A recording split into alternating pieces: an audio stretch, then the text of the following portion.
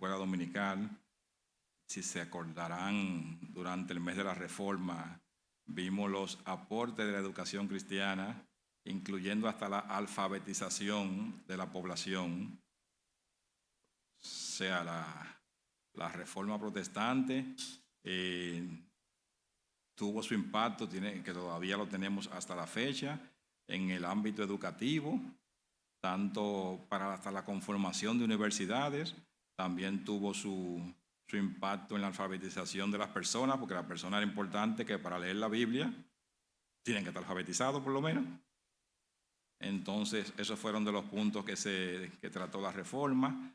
También muchas universidades salieron de la Reforma también, la conformación de EPA. Muy bien, aquí está la memoria, y aquí dice el hermano que yo soy responsable de pasar lo que se vea ahí.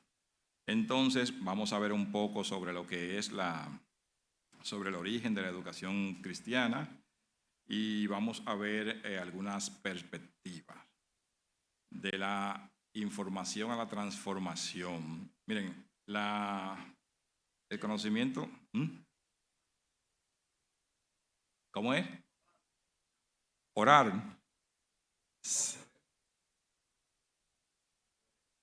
Yo creo que yo oré, varón, pero no se preocupe, varón, que mire, precisamente, aunque ustedes no lo vean ahí, es el fundamento de un maestro y de un estudiante, la oración. No, está bien, varón, no se preocupe, que yo sí, no, pero eso va a quedar fijo para todos los maestros, que hay que orar siempre. Yo tengo un tema ahora que yo, además creo que es relajante, yo siempre, ¿y qué día hoy? ¿Y qué hora es? Bueno, pero nada, está bien. Lo que sí,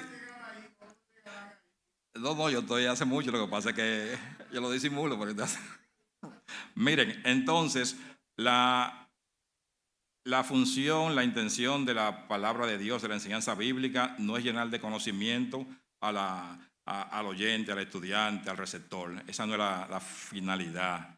La finalidad de la enseñanza bíblica es la transformación del ser humano. Ese es el objetivo. Si no se logró su objetivo fundamental, entonces no fue efectiva la educación cristiana, la educación bíblica que podamos tener. Dice, en un mundo saturado de información, ¿cómo creamos experiencias de aprendizaje que no solo informen la mente, sino que transformen el corazón? Y bueno, de eso vamos a tratar. Es transformación del corazón, y de eso trata la educación cristiana. No es solamente para informar, es para transformar la mente, para transformar el corazón del oyente. Y muchas veces lo decimos cuando le predicamos a los amigos, nos predicamos nosotros mismos, que todo lo que la palabra de Dios toca lo transforma.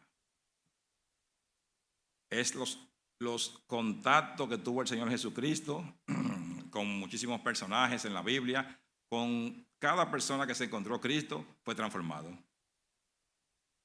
Quizá algunos nos dijeron, bueno, pero mira, ese siguió. Es más, ¿ustedes se acuerdan? El joven rico y ese fue transformado, aun cuando no tomó la decisión correcta, adecuada, aun cuando se fue con su apesadumbrado, ¿verdad? Se quedó con su cuarto pero apesadumbrado. Pero el Señor transforma a todo el que tocó. La mujer samaritana, Pablo, y con Pedro, ahí se tuvo que trabajar. Pedro igualito a nosotros, con eso tuvo que trabajar mucho el Señor. Y el Señor, con todo el que tocaba, no quedaba igual.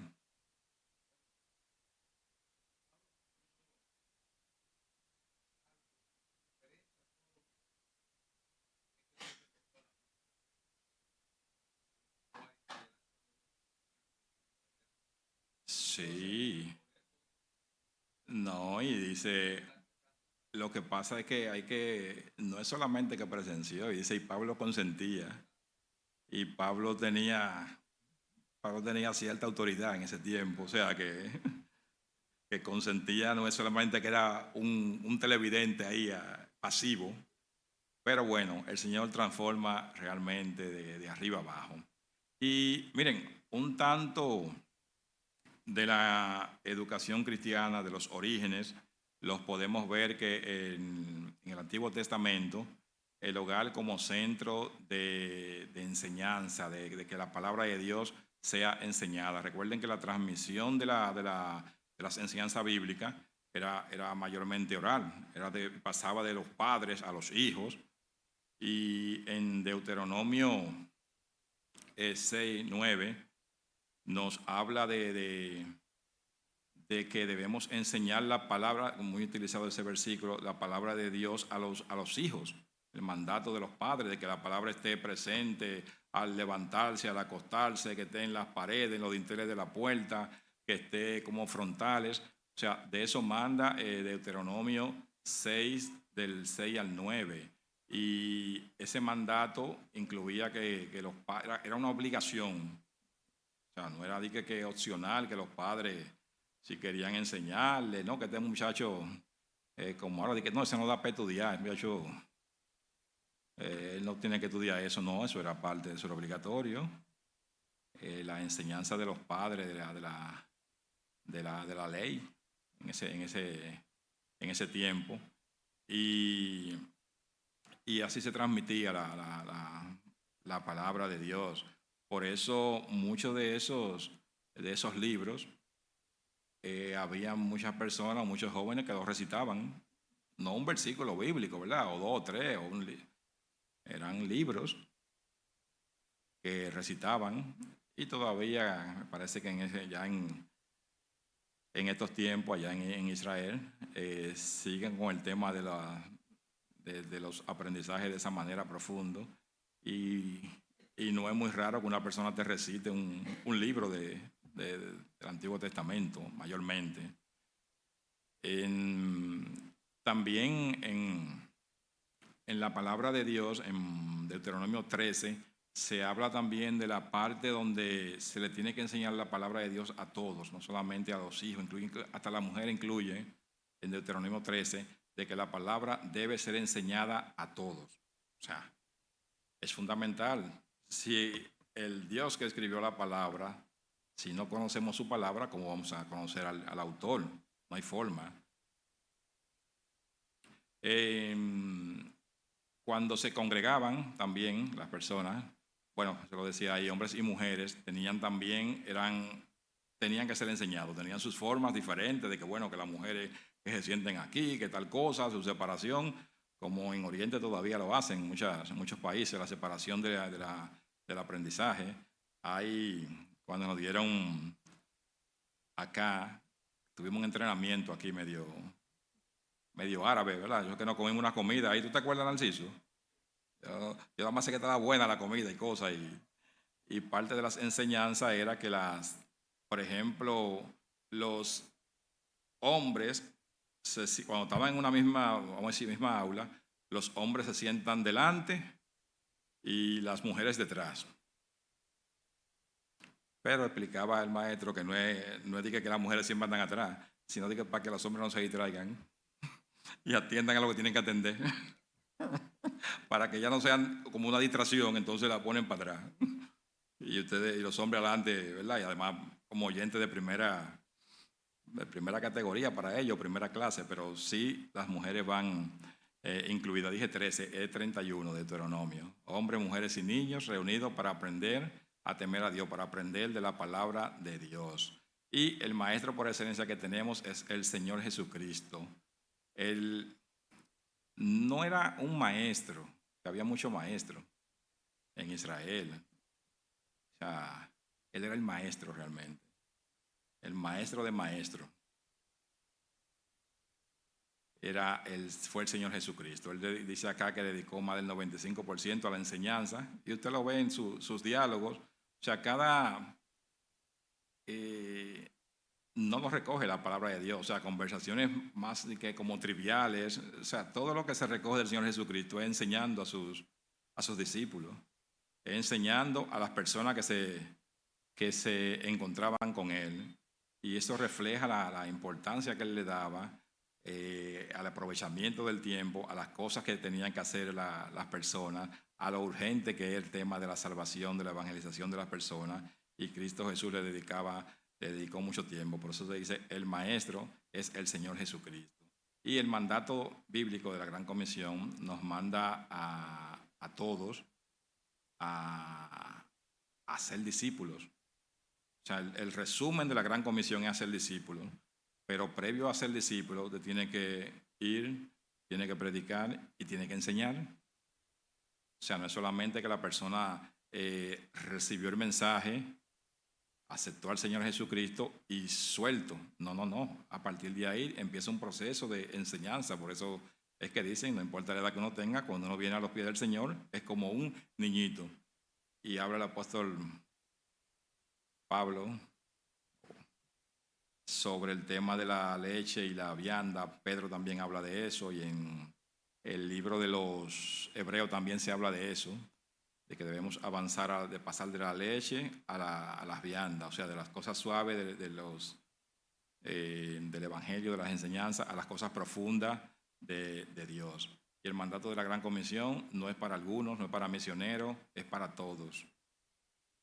La enseñanza del Evangelio es para todos. Usted tiene que predicar el Evangelio, enseñar el Evangelio. ¿Que hay formas diferentes? ¿Hay niveles diferentes? Sí. Por eso existen, por ejemplo, escuelitas que dicen nido, escuelas de primaria y secundaria y universidades y programas de posgrado y doctorado. Y puede ser que den el mismo tema en todas, pero con niveles diferentes, con profundidad diferente para cada uno de ellos. Entonces, el origen de la educación cristiana lo podemos ver en la Biblia misma, en Deuteronomio y en todos los libros prácticamente de la Biblia habla de enseñanza. Esa narrativa nos habla de las enseñanzas. Y el lugar que ellos tenían para los aprendizajes era el tema de las sinagogas, era el lugar, ¿verdad?, por excelencia, pero también habían diferentes escuelas que tenían otros estilos diferentes de enseñanza. Hay el tema que vamos a tratar nosotros con las escuelas bíblicas tienen su origen. Hay varias teorías sobre los orígenes de las escuelas bíblicas dominicales. El que más autores hacen referencia es a Robert Raikes, ¿verdad? Creo que es Raikes, bueno, no sé. Robert R. Eso en Inglaterra en el año 1780. Y aunque la instrucción cristiana es tan antigua como el cristianismo, la estructura que se conoce al día de hoy viene como escuela dominical, surgió en ese siglo XVIII. Usted sabe que los siglos, por ejemplo, dice 1780, si los dos últimos números son mayor que 0, entonces pasa al otro siglo. En el siglo XVIII, ya casi en la parte final, 1780, Robert Reich fundó lo que es el tema de la escuela dominical, y el contexto que había en Inglaterra, o sea, el entorno que había en Inglaterra en ese tiempo, era en los tiempos de la Revolución Industrial. Los niños de clase, los pobres, ¿verdad?, tenían que trabajar hasta 12 horas diarias, o sea, pero unos trabajos terribles, o sea, como más que esclavo, una cosa terrible. Y era muy común el tema de niños delincuentes, niños como sin padre, niños en la calle, o sea, y una gran cantidad.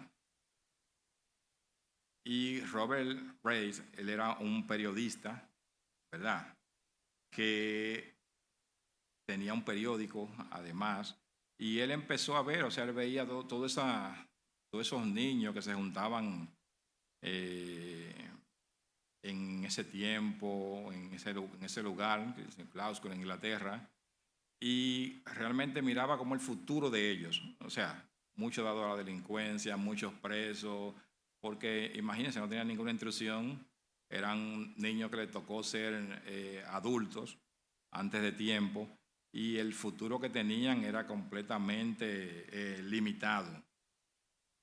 Entonces el propósito de las escuelas dominicales, cuando él observó todo esto, que no tenían ellos educación ninguna, y los domingos era ellos estaban en la calle los domingos, en lugar de estar, no sé, quizá en su casa con su padre o lo que sea, ellos estaban dedicados a lo que era el vicio y el desorden en las calles. Eso era lo que ellos hacían.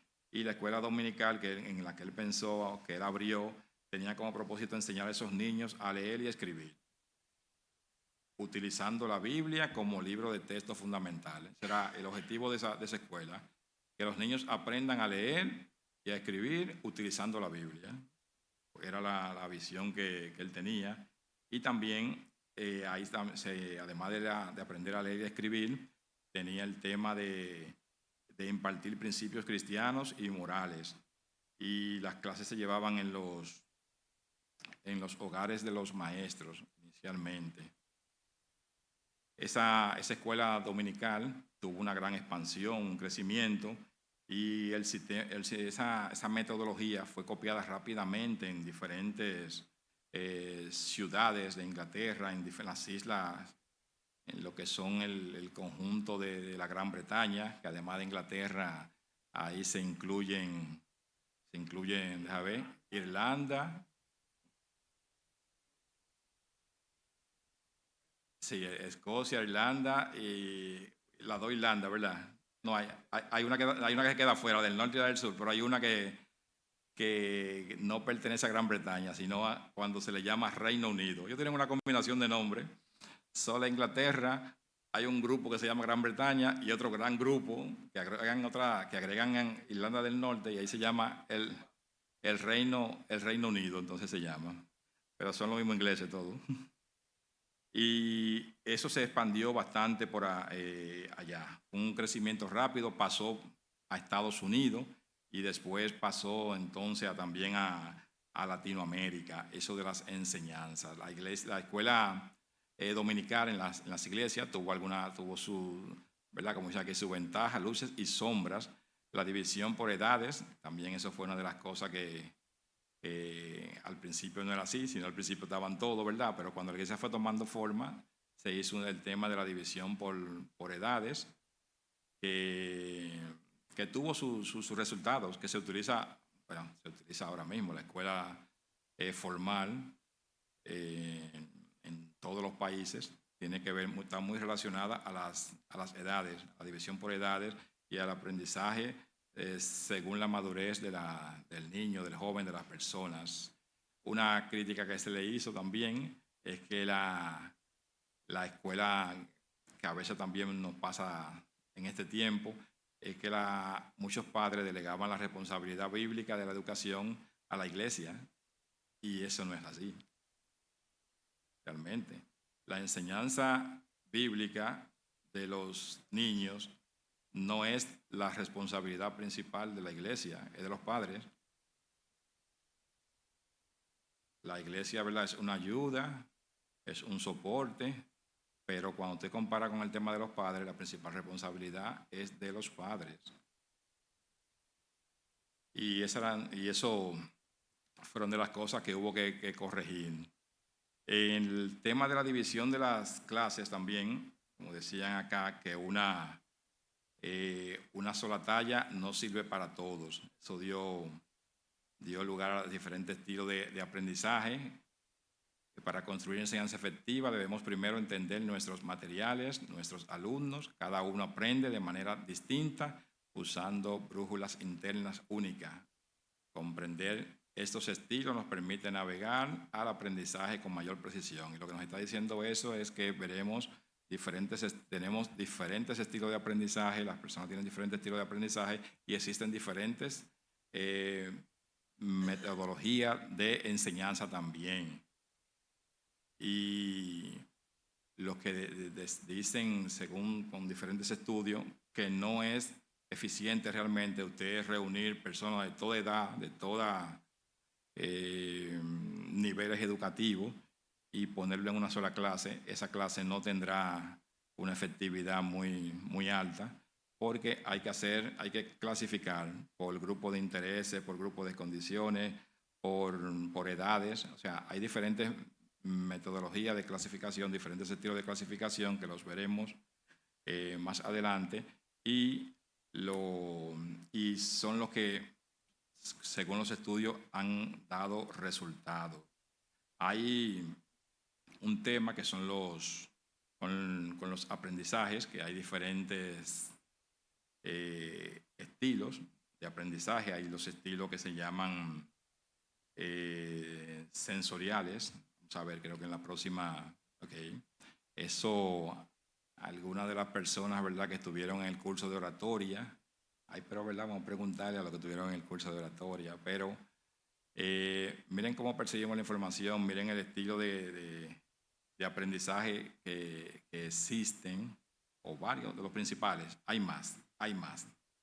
Y es las personas que son visuales y se recuerdan mejor lo que ven, prefieren figuras, diagramas, cuadros, películas o demostraciones. Hay muchas personas cuyo estilo de aprendizaje es el visual. Por ejemplo, yo hablándole aquí, miren, y esto por acá, no es que no aprenden nada, se le queda. ¿Ustedes se acuerdan de los porcentajes que tuvimos?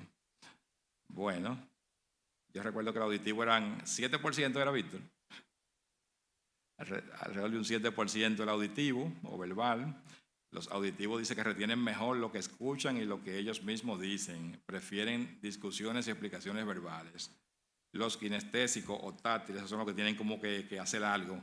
Aprenden a interactuar físicamente con el material mediante actividades que involucran todo el cuerpo y el sentido del tacto. Por ejemplo, vamos a hablar de las manzanas y sus diferentes colores.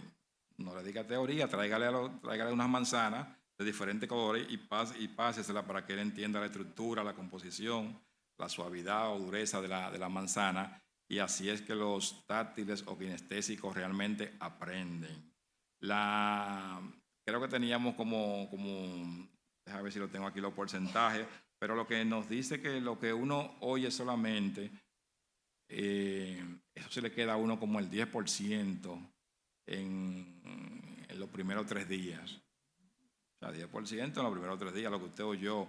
Ahora, lo que usted oyó y también lo vio, eso puede abarcar cerca del 35% de aprendizaje de las cosas, y puede durar varias semanas. Ahora, lo que usted oye, lo que usted ve y también lo que usted hace, lo que usted ejecuta o participa, eso te puede abarcar hasta un 70-80% por mucho más tiempo. O sea, es como decir aprendiendo haciendo, o siendo parte de las cosas. Y aunque hay porcentajes específicos para cada tipo de enseñanza o de aprendizaje que pueda tener la gente, pero esos son números promedios. Hay personas, por ejemplo, que oyendo nada más, tú hablándole y oyendo, y te pueden retener el 50% de todo lo que tú le dijiste durante un buen tiempo, y los visuales todavía mucho más. Pueden también retener por más tiempo, pero en promedio la cantidad, las diferentes personas son esos. Más efectivo es cuando tú oyes, cuando tú ves y también cuando tú haces. Es lo mismo, por ejemplo, imagínense que nosotros estamos enseñando sobre el Evangelio. Bueno, que el Evangelio, que tal cosa, es la enseñanza del Señor Jesucristo, que tal cosa, para que todas las personas sean salvas, y que eso es necesario para ti, para todo el mundo. Yo estoy diciéndoselo aquí de manera auditiva, pero imagínense que también yo tenga unas imágenes que estén hablando sobre el Evangelio, la muerte, que si la persona no recibe a Cristo, y cuando la gente ve las imágenes, y más ahora con tanta facilidad de que hay para hacer cualquier tipo de imagen, eso se le queda más a la persona. Pero imagínense que ese estudiante, además de que escuchó la importancia del Evangelio, de que debe evangelizar, de que vio las imágenes, que también salga el fin de semana y salga a evangelizar con un grupo. O sea, se van para la calle a evangelizar, o van para algunos hogares a evangelizar. Eso se le queda. Es un aprendizaje más complementario, más efectivo. Hay diferentes tipos de procesamiento de la información, y esto se refiere a cómo el cerebro convierte la información percibida en conocimiento. Hay lo que es el aprendizaje, el procesamiento de la información activa. Dice acá que son estudiantes que se sienten cómodos con la experiencia activa, o sea, como discutir o probar información, y suelen trabajar bien en grupos. O sea, son lo que procesan la información de manera activa.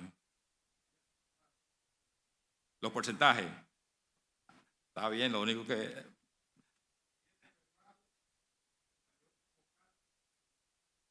Esos son los porcentajes de lo que aprendemos según si es auditivo, si es visual y si es kinestésico. 7, 30 y visual, vocal, ok, y visual 55, sí. Eso, claro, todos esos materiales, después que Isidro tenga la presentación, vamos a entregárselos. El otro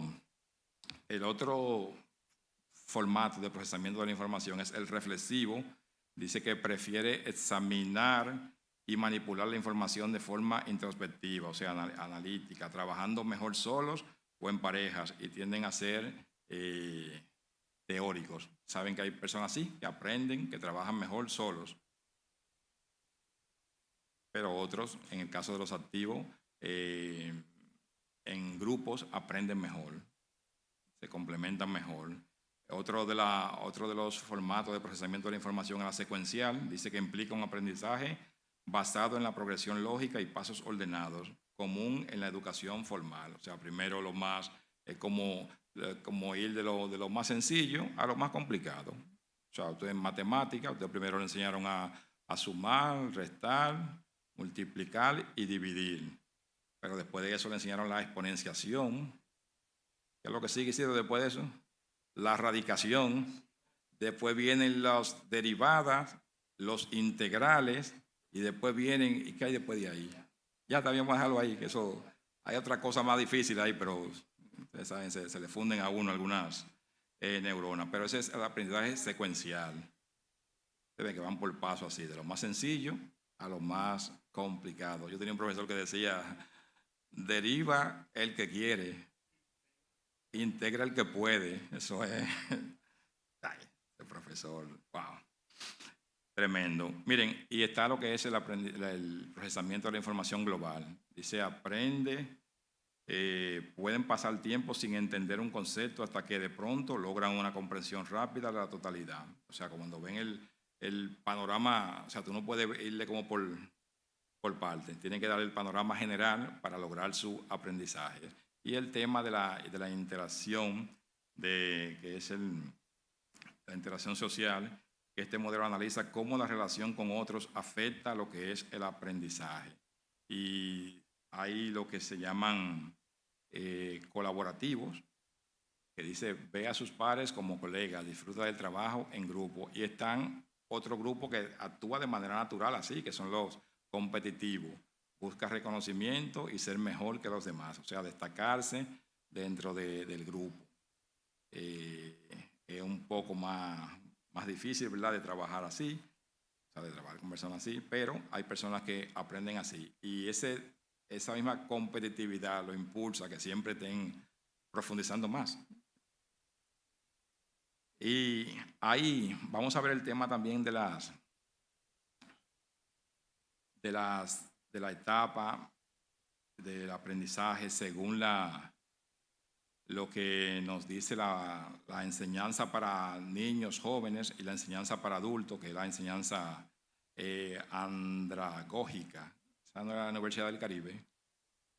Sí, la Universidad del Caribe que tenemos acá en el país es una universidad andragógica, es decir, que para adultos, clase para adultos, es que ellos imparten. Eso incluye que bajo su responsabilidad mayor, aunque siempre la educación, por lo menos en nuestro país, lo dice en la ley de educación, que el principal responsable de la educación, o sea, de su educación, es el estudiante. O sea, no son los maestros, no son los padres, no es el sistema, eso dice la ley de educación. El principal responsable del aprendizaje es el estudiante. Y uno dice, pero ¿cómo va a ser? Y cosas. Bueno, quizás en los niños es muy difícil usted asignarle esa responsabilidad, pero eso dice la ley de educación en sentido general. El estudiante es el principal responsable y después empiezan a derivarse varias cosas ahí. En el tema de la enseñanza de los niños y jóvenes, el alumno es más dependiente del profesor. Y creo que se puede decir de manera, ¿cómo se llama esto? Como secuencial también, que a menor edad más dependencia. O sea, mientras más pequeñito es, recuerden, si uno se pone a mirar la educación, por ejemplo, comparado con los niños que tenemos acá, la escuela de las edades que tenemos de 0 a 5 años, bueno, son maestras y madres de esos niños. O sea, es prácticamente una atención como de bebé, como si fuera la madre que estuviera atendiendo a un niño. Responde a incentivos externos. O sea, si usted empieza a dar una charla, aunque sea de 5 minutos, a niños de 7, 8 años, 6 cosas, mire, no, eso es demasiado. Eso es demasiado tiempo. Y pasa realmente eso. Por eso lo veremos más adelante, o sea, en la próxima sesión, con las divisiones hechas por las clases que tenemos nosotros. O sea, la división que tenemos en cada clase, ahí veremos, quizá no dé tiempo en 2 clases, Isidro, ¿verdad?, tener las prácticas, pero vamos a ver esas enseñanzas por cada rango de edad, como la tenemos dividida nosotros. Hay muchas divisiones, o sea, se hacen divisiones, hay metodologías que dividen de 0 a 5, de 6 a 10, pero nosotros vamos a dividirla con relación a lo que tenemos y después veremos si se requiere algún cambio. Pero también tenemos, además de los niños y adolescentes, tenemos la educación para adultos. Dice, prefiere ser responsable de su propio aprendizaje. Claro, y es así. O sea, ya no es, a diferencia de los niños y adolescentes, el maestro es simplemente un facilitador, un orientador del aprendizaje del estudiante. Dice, utiliza su experiencia previa como un valioso recurso. Sí, las experiencias de aprendizaje de la persona son importantes principalmente como técnica, porque la experiencia, ya sea del estudiante o del maestro, nunca van a reemplazar la enseñanza bíblica en sí, el contenido bíblico, pero sí pueden complementarse esas experiencias, hasta para forma de estudio, de tomar ciertas notas, y eso puede serle valioso. Dice, prefiere enfoque centrado en la resolución de problemas reales. O sea, no cuando una persona, la clase para adultos, eso de usted, ¿verdad?, hacer la historia de que el lobo y esas cosas, eso está muy bien, pero para con las otras clases menores, entiéndase, los niños hasta cierta edad. Y eso ha ido cambiando con el tiempo. O sea, lo que era lo más ideal y adecuado, por ejemplo, hace 15, 20 años para un niño de 8 a 10 años, ya no. Ya con el tema, ¿verdad?, de la tecnología y el conocimiento abierto, eso ha ido moviendo el rango de aprendizaje, moviendo el rango de las técnicas a utilizar en la enseñanza formal, igualmente en la enseñanza bíblica. Eso ha tenido que irse reestructurando según el avance, los avances que se han tenido, porque antes no se contaban se contaba con muy pocos medios, recursos, y eso ha cambiado bastante. Vamos a ver un poco el tema de cómo la pedagogía de Jesús, o sea, cómo era que el Señor Jesús enseñaba, qué él enseñaba, qué buscaba, y aplicar la pedagogía que utilizaba Jesús, principalmente con estudiantes. Jesús no eligió lo más fácil. O sea, si usted mira los 12 discípulos, esos no eran la gente más ilustrada de Israel, no eran la gente más fácil de sobrellevar. Ahí había una clasificación, una diversidad de gente, de cosas que no eran fáciles. Usted vea, habían 2 hermanos. ¿Cuáles eran los 2 hermanos que habían ahí de los 12 de Jesús? Y Jacobo y Juan. ¿Cómo le decían a eso? ¿Los hijos de quién? Pero que no eran fáciles. Es que eso eran, es que eso eran medio. es, eh, Ustedes creen que era para Pedro, dije qué sé yo qué, pero los hijos del trueno, porque eran, eso tenía que ver que eran medio como agresivos y cosas, y vamos a quemarlo, y vamos a descender fuego oye, tú lees los evangelios de Juan, o sea, o las cartas de Juan, y tú no, eso no fue Juan que dijo eso, seguro fue otro Juan, pero en verdad ellos pidieron que el Señor que mandara fuego para resolver unos temas que habían por ahí. Pero miren, el Señor Jesús eh, vino a cambiar lo que es la mirada. O sea, el Señor Jesús seleccionó a Pedro, por ejemplo, que era impulsivo, dice acá, que tuvo que trabajar mucho con Pedro. O sea, si uno ve la personalidad de Pedro, y antes creo que fue en un taller, de que bueno, ¿y a quién más tú te pareces o te quieres parecer que a Pedro, que a Juan? Y todo el mundo dice como Juan, porque a Juan lo ven, ¿verdad? Como el escritor, ¿verdad? Como pacífico, del amor, analítico, tranquilo. Bueno, ¿se acuerdan de Boanerges, los hijos del trueno? Y a Pedro lo ven como ¿verdad? Como que resabioso, que toda la cosa, que todo. Pero, miren, no específicamente ni un hermano ni la hermana, pero si a nosotros nos promedian a todos, vamos a poner, si nos ponen como que, yo no sé si se usa, pero si nos ponen en un dispositivo y nos sacan los promedios, yo decía una licuadora, sale más fácil un Pedro que un Juan de nosotros. Y miren, la estrategia fundamental de Jesús es mirar más allá de la conducta actual del estudiante, del discípulo. Nosotros, de entrada, muchas veces cuando vemos que ese muchacho que es carpetoso, que mira, ese no va a dar para nada, ese no va a aprender nada. Pero el maestro, el Señor Jesús, no miraba lo presente de esos discípulos que él tenía ahí. Él miraba el futuro que se podría lograr con ellos y lo que ellos podían hacer a través del aprendizaje que iban a tener con él. Usted se imagina que el Señor Jesús se hubiese cansado de Pedro, por ejemplo. No, Pedro, tú dedícate a otra cosa, vete por otro lado. Igual, pero no solamente Pedro, de Pedro son de los que más se mencionan en la Biblia, y también de Juan por su carácter, pero cada uno de los discípulos del Señor tenía temas que trabajar, tenía asuntos que había que trabajar, y sin embargo el Señor no descartó a nadie. No descartar por el temperamento. Dice, Jesús seleccionó a Pedro impulsivo, a Jacobo y a Juan, que eran los hijos del trueno, por agresivo, le decían así, como parte de su grupo íntimo inclusive. Judas también, hubo que trabajar con Judas.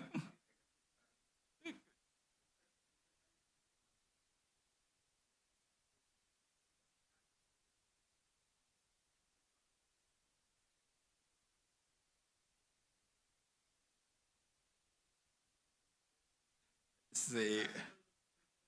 Bueno, sí, que algunos tienen, no, porque habla como de 6 a 7, dice que se sabe lo de Mateo, lo de Pedro, lo de su hermano, lo de Juan y su hermano, pero también dice, y eligió a tal, a tal y a tal, o sea, no solamente de Judas. El otro Jacobo, que eran dos, tampoco se sabe mucho pero el Señor sí conocía el grupo que tenía y sabía lo que, vamos a decir, el desenlace de cada uno. Y sin embargo, a veces yo me pongo, bueno, ese es un tema, eso es para un tema de estudio, el tema de el trato que tuvo el Señor Jesús con Judas, sabiendo en que iba a devenir o a derivar. Sí,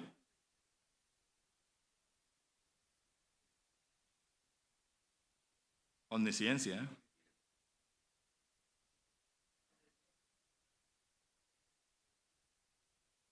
Así es.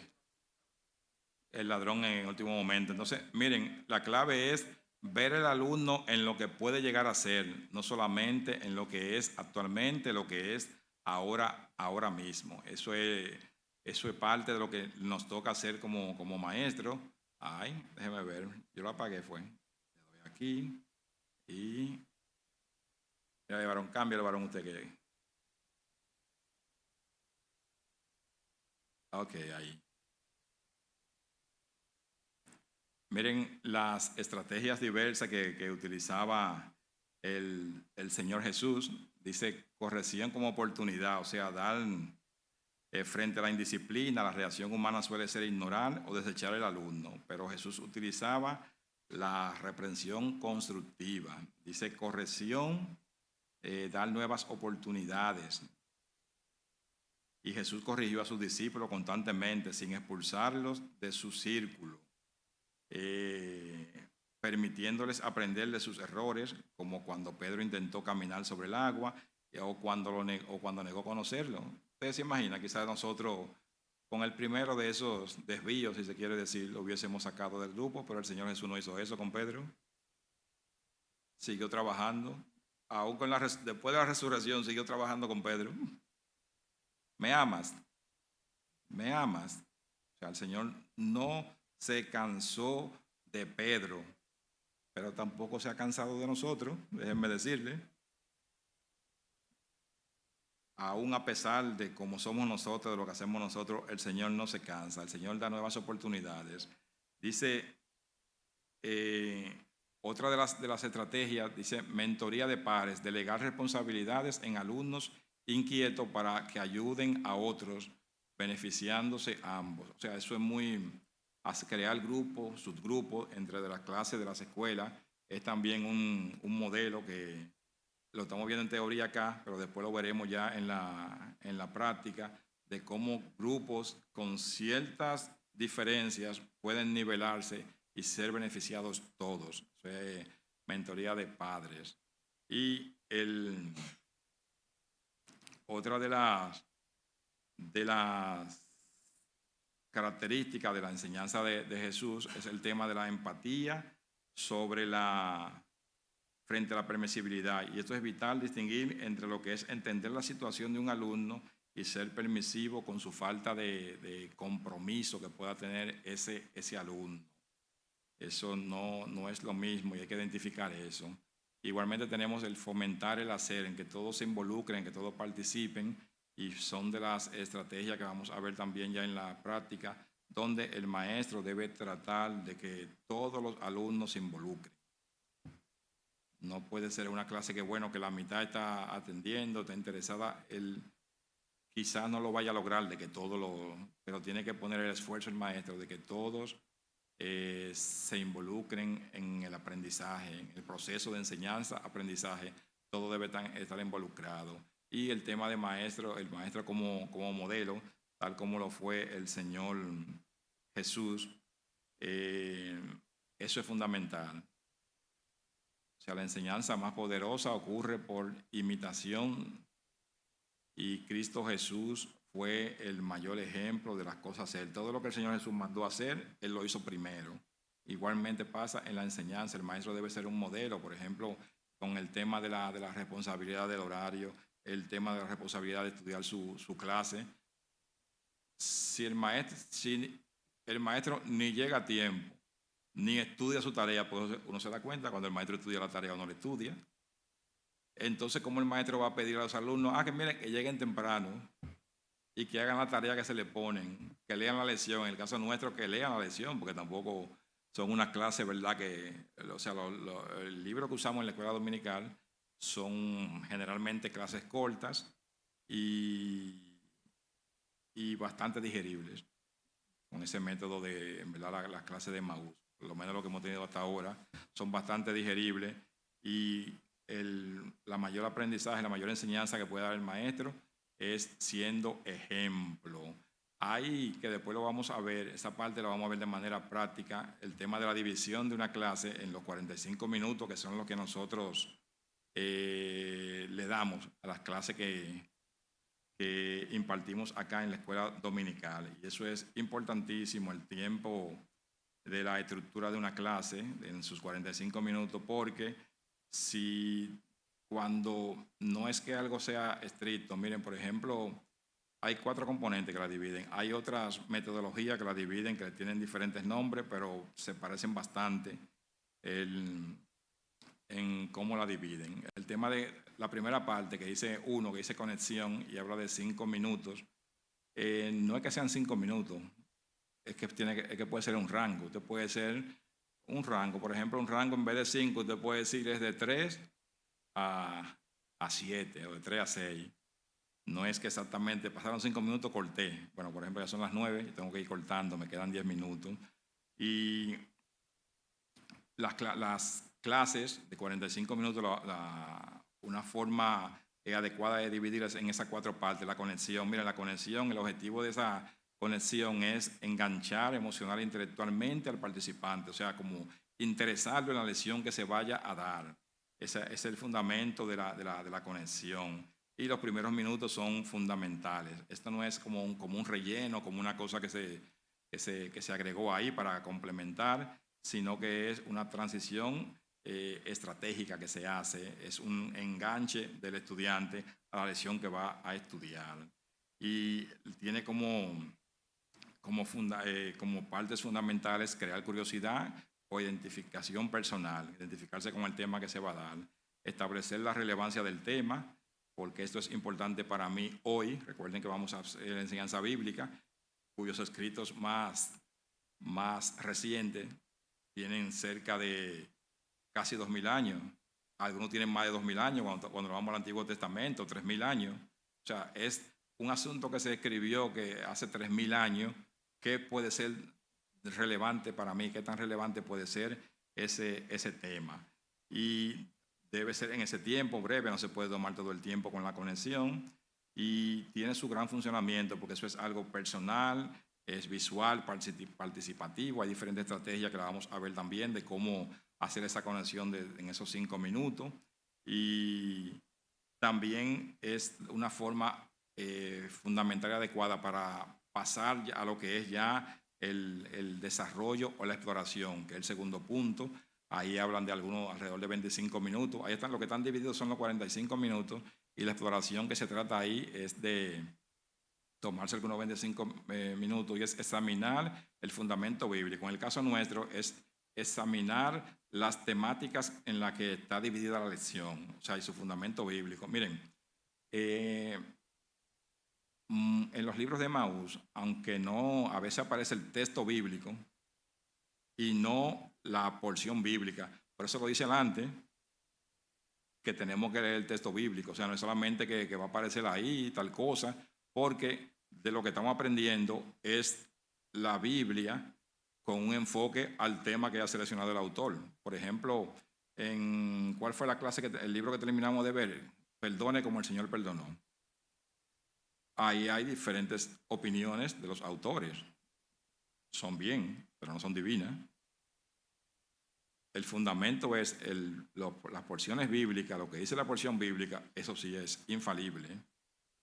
Entonces, tenemos también que analizar el tema de las porciones bíblicas. En esos 25 minutos tenemos que focalizarnos en lo que es el concepto clave. No pueden ser múltiples conceptos al mismo tiempo, no pueden ser una diversidad de temas que se estén tratando en ese contenido. Ustedes ven las lecciones que tienen su secuencia y sus componentes, pero al final de cuentas es un solo tema que trata ahí, aunque tenga diferentes acápites. Y tiene que ser multisensorial, que combina lo que es la escucha, la lectura y también utilizarse de manera visual. Los participantes que están ahí, lo ideal es que o sea, los estudiantes tienen que participar, no solamente escuchar. La lección bíblica también tiene que cumplir con un flujo lógico y claro, y hacer preguntas que realmente guíen, que sean estratégicas para la guianza tanto del maestro como del estudiante. Y aquí en esta parte también veremos lo que es la profundización de esas porciones, algunas más que otras. El objetivo en esta exploración no es abarcar toda la temática, o sea, toda la temática que conlleva la lección, pero sí la esencia, o sea, que el aprendizaje quede el fundamento de lo que quiere tratar ese acápite o esa lección debe quedar. Miren, el próximo punto es la aplicación. Ahí recomiendan unos 10 minutos y la aplicación responde a la pregunta: ¿y esto qué tiene que ver con mi vida en el día de hoy? O sea, cómo yo ese conocimiento, esos mandatos bíblicos de hace 3000 años, de hace 2000 años, 2500 años. ¿Qué tiene que ver eso conmigo hoy en día? Y esos deben ser, es el puente entre lo que es la verdad bíblica y la realidad cotidiana de cada uno de los participantes, también de los maestros. Es un puente realmente y debe ser, tiene cierta característica como ser concreto, específico, debe dar la opción, o sea, ofrecer la facilidad para dar pasos claros, debe preparar para el compromiso personal y debe permitir también lo que es la reflexión personal.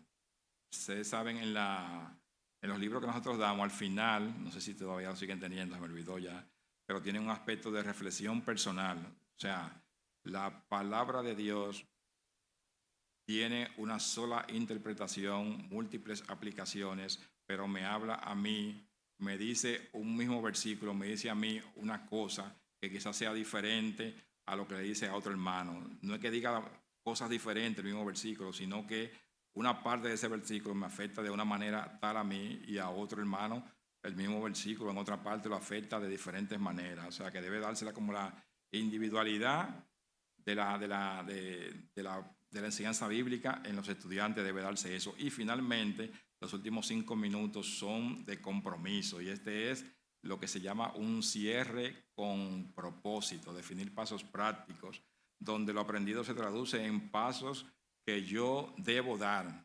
Acuérdense que dijimos al principio, la educación cristiana, la educación bíblica no es para llenarnos de conocimiento, es para transformar al individuo. O sea, la transformación es cuando es un cambio, o sea, qué pasos yo voy a dar a partir de esto. Aprendí tal cosa, ahora qué me toca a mí hacer. No es solamente que estoy escuchando, me estoy como alimentando, engordando de conocimiento, sino que debe llevarme a transformar, a cambiar algo, a mejorar algo, a dejar algo. Tiene que movilizarme la enseñanza bíblica. Y en ese contexto, esos 5 minutos tienen que ser breves y claros. Debe incluir elementos de lo que es la responsabilidad, conectar con la vida de los estudiantes más allá de las aulas, incluir también siempre la oración presente y debe ser algo que pueda tomar cada participante de manera personal. No es algo como global que tenemos que hacer esto, es qué es lo que tengo que hacer yo.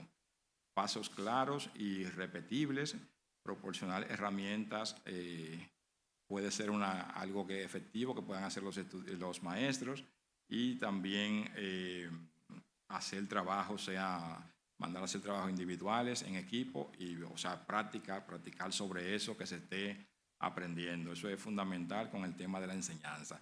Bien. Miren, entonces la próxima diapositiva, no sé si la va a dar Isidro y no ahora. La enseñanza, miren, el aprendizaje, dice la palabra de Dios que escudriñemos las Escrituras, porque en ella os parece que está la vida. En verdad el mandato no es que leamos la Biblia de manera, ¿verdad?, tipo periódico. Lean la Biblia, que la escudriñemos. Y a eso nos manda el Señor. Va a quedar para la próxima también lo que es la responsabilidad de los docentes y la responsabilidad de los alumnos. Están ahí, pero lo vamos a dejar para más en la próxima sesión. Y miren, hay responsabilidades de parte del docente. Mencionaba algunas, ¿verdad? El prepararse con su lección, el oral, eso es fundamental que lo haga el docente, el tener el conocimiento de todo lo que va a aplicar ahí, buscar, en el caso nuestro, el libro que se le facilita al maestro. Eso es una simple herramienta, pero el maestro tiene que profundizar y estudiar en muchísimas otras herramientas. O sea, ahí hay comentarios bíblicos, diccionarios, libros escritos con relación al tema que va a impartir, porque si solamente se queda en el conocimiento, en lo que dice en el libro ahí, va a estar muy limitado como maestro.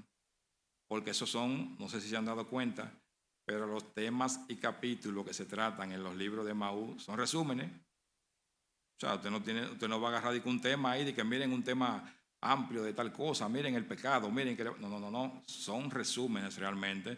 Y es porque es el objetivo de esos cursos, son inclusive para que se den de manera, ¿cómo se llama eso? Que sin maestro.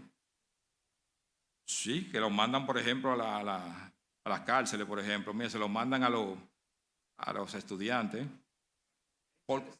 como la Enfield, ¿te acuerdas de la Enfield School? Parecido a eso, o sea, esos materiales originalmente son así, que las personas pueden aprenderlo solo, autodidacta, pero al maestro no le toca eso así. El maestro tiene que profundizar y el estudiante también debería profundizar, porque estamos todos llamados al estudio profundo de la palabra de Dios, a escudriñar la palabra, todos estamos llamados. Hay responsabilidades con los estudiantes, como le dije, en el sistema educativo dominicano, el principal responsable de todo el proceso de enseñanza-aprendizaje es el estudiante. Y usted tiene que tener la disposición, usted tiene que hacer la tarea que le asigna el maestro, tiene que participar en la clase. Usted tiene que tener la disposición de pedirle a Dios cuando las temáticas son difíciles que le ilumine. Usted tiene que orar también por su aprendizaje para que el Señor le instruya, así como lo hace el maestro, también el estudiante. Y también hay responsabilidades de tema de la coordinación, o sea, del suplir los materiales, de suplir el espacio donde se va a impartir la clase. Hay diferentes y diversas responsabilidades. Entonces, hermano, ya en yo dije 9 y 10, pero ya en 11, bueno, 2 minutos más y terminamos. Decir que qué gran responsabilidad es el enseñar a otro. Pero qué majestuosa responsabilidad es enseñar la palabra de Dios a otro. Eso puede ser un arma de bendición, una espada para luchar contra las acechanzas del maligno y todas esas batallas que tenemos que afrontar contra la palabra de Dios, pero también una enseñanza, una mala enseñanza, una enseñanza no adecuada, una enseñanza no bíblica, eso puede convertirse en un peligro terrible. Y que queda, porque déjenme decirle, hermano, que miren, principalmente esta parte del púlpito. Ustedes saben que tenemos clase, nos juntamos en una silla ahí, doblamos, ¿verdad? En un aula. Y lo que dice el maestro en esa aula, muchas veces, es una enseñanza que se queda para toda la vida, incluyendo malas enseñanzas, que se quedan fijas ahí como que... Pero también el subirse acá es todavía una responsabilidad mayor. Y Pablo no veía mal, o el Señor no veía mal, que cuando ustedes tengan alguna enseñanza, imiten a los hermanos de Berea. Eso es válido. O sea, todo lo que puede decir una persona, un pastor, un maestro, quien sea fuera de Jesucristo, es falible. Podemos hacer uso de la técnica de los hermanos de Berea. ¿Ustedes se acuerdan cómo era que hacían ellos? Sí. Que esto y esto. Está bien, déjame ver si lo que dijo, si eso coincide, ¿verdad?, con lo que dicen los rollos de la ley o lo que sea. O sea, ellos verificaban las enseñanzas que se daban y eso es válido. Eso tiene después lo veremos también en algún momento. Eso tiene en lo secular, a eso le llaman, hay una taxonomía de un señor llamado Bloom, taxonomía de Bloom, y el nivel de análisis y de elaboración de nuevos contenidos, eso es uno de los niveles más altos en que uno puede llegar, en que uno puede desarrollarse en el aprendizaje. Está el tema de memorización, de tal cosa, de replicar, pero ya cuando llega al nivel de análisis, es uno de los niveles más altos. Así que, hermano, que Dios le bendiga, muchísimas gracias.